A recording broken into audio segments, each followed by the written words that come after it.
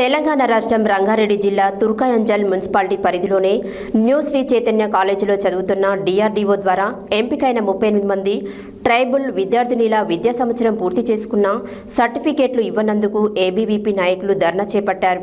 ధర్నా కార్యక్రమంలో పాల్గొన్న గణేష్ మోడీ విశాల్ నాయక్ మాట్లాడుతూ విద్యార్థినిల పట్ల విద్యార్థినిల తల్లిదండ్రుల పట్ల అమానుషంగా ప్రవర్తించిన ఆదిబట్ల సిఐ రవిపై చట్టరీత్యా చర్యలు తీసుకోవాల్సిందిగా గత నెల డీసీపీకి మరియు హైదరాబాద్ సిపి సజ్జనార్ కార్యాలయంలో ఫిర్యాదు చేయడం జరిగింది.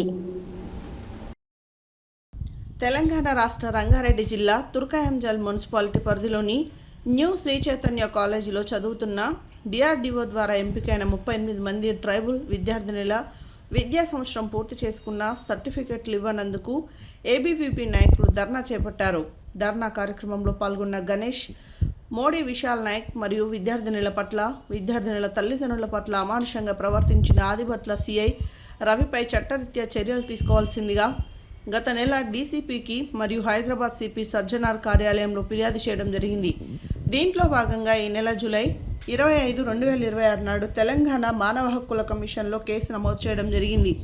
ఈ కార్యక్రమంలో తుక్కుగూడ మున్సిపాలిటీ మాజీ చైర్మన్ కాంటేకర్ మధుమోహన్ మరియు social media convener Ganesh Modi Vishal Nayak మరియు అడ్వకేట్ విద్యార్థినులు పాల్గొన్నారు. తెలంగాణ రాష్ట్ర ప్రజలందరికీ నమస్కారాలు.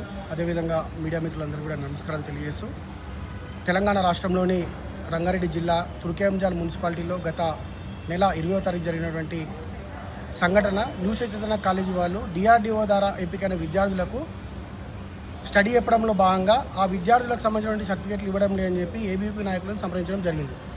దాంట్లో భాగంగా అక్కడికి వెళ్ళినటువంటి ఏబీవీపీ నాయకులతో యజమాన్యం ఘర్షణ జరిగిన సందర్భంలో నాయకులు విద్యార్థులందరూ కలిసి రోడ్డుపైన బైఠాయించడం జరిగింది.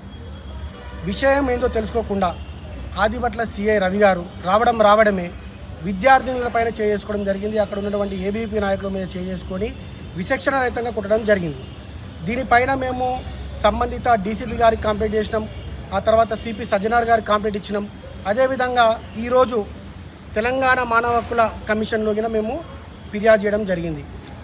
కాబట్టి ఇలాంటి ఏదైతే సంఘటనలు చేస్తున్నారో, ఒక అధికారాన్ని అడ్డం పెట్టుకొని పోలీసులు న్యాయం చేయాల్సిన పోలీసులే రౌడీలా ప్రవర్తిస్తే ఎవరు చెప్పుకోవాలి? ప్రజలు తమ బాధలు ఎవరు చెప్పుకోవాలి? కాబట్టి అన్యాయం జరిగిందని చెప్పి విద్యార్థులు అడుగుతూ ఉంటే విద్యార్థులపై చేసుకోవడం ఎంతవరకు సమంజసమని అడుగుతూ ఉన్నాం. అదేవిధంగా ఇలాంటి సంఘటనలకు పాల్పడ్డ సిఐ పైన ఎంబడే చట్టరీత్యా చర్యలు తీసుకోవాల్సిందిగా ఈ సందర్భంగా డిమాండ్ చేస్తూ ఉన్నాం. నేను తుక్కుగూడ మున్సిపాలిటీ చైర్మన్ కాంటేకర్ మధుమోహన్, మాజీ చైర్మన్.